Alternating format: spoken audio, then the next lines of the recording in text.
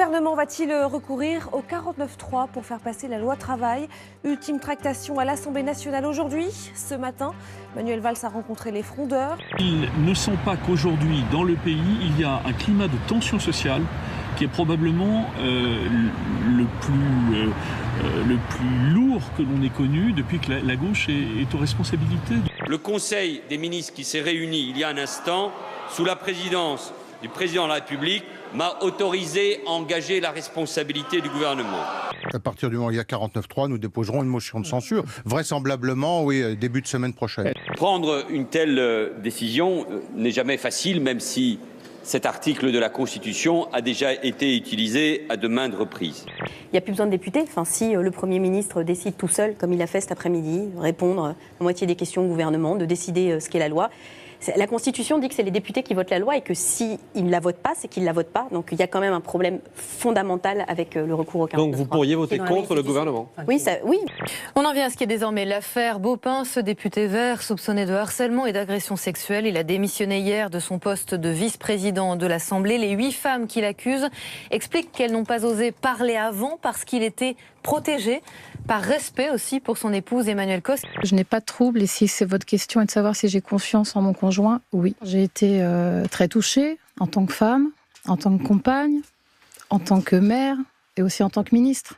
Ce matin, la justice a ouvert une enquête. Dans un communiqué, le parquet de Paris rappelle qu'aucune plainte n'a été enregistrée pour le moment. Si ces faits sont avérés, il faut que ça soit réglé devant la justice. Et si ces faits ne sont pas avérés, il faut aussi que ça soit réglé devant la justice. Il n'y a pas d'autre question, il n'y a pas d'autre choix. C'est la première fois en France que des femmes politiques disent qu'elles ont été victimes de ça et je doute que nous soyons les seuls. Enfin, je le sais même.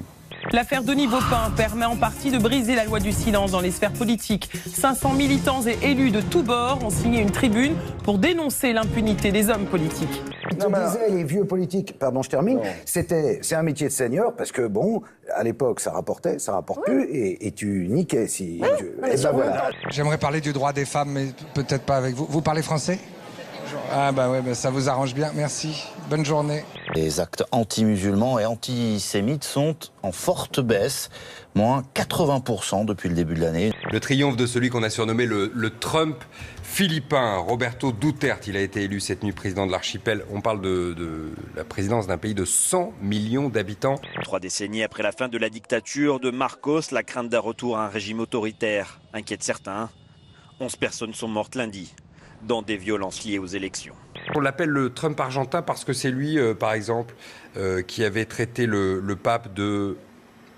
Allez-y. Fils de pute? Oui. Voilà, je crois que c'était ça. Ils se vantent d'avoir des maîtresses, d'être accro au Viagra, de mettre ses maîtresses dans des studios pourris. Ou bien, par exemple, lorsqu'il parle d'une Australienne qui a été violée en prison dans sa ville, il dit quand même, en tant que mère, elle était jolie, j'aurais pu passer en premier. Sur Al Jazeera, la maison hors du commun de cet homme. Il faut s'y rendre en bateau puisque Labartin vit ici ou là, sur une île flottante qui bouge tout le temps.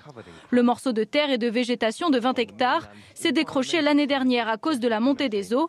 Depuis, le Rasta et 9 de ses amis y vivent ou cultivent. Au matin du 9e jour, une petite pluie a calmé les feux de forêt. 40 journalistes peuvent pénétrer dans la ville de Fort McMurray. Une visite guidée en car. Les images ne montrent que les quartiers résidentiels qui ont été totalement carbonisés.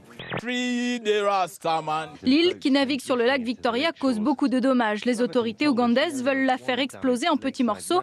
Une perspective qui met ses habitants en pétard, même si l'île peut couler à tout moment.